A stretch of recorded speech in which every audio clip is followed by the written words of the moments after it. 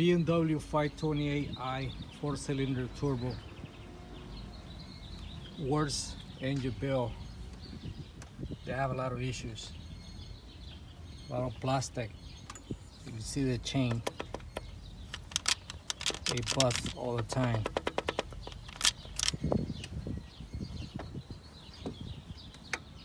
This engine, the servo motor give out.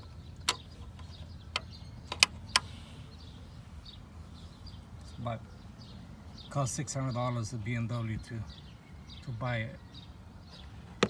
This job it costs $1,500 if you take to the dealership to get it done. It's a lot of stuff you have to take out.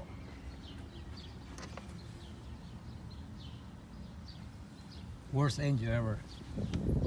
Stay away from 4-cylinder turbos, especially.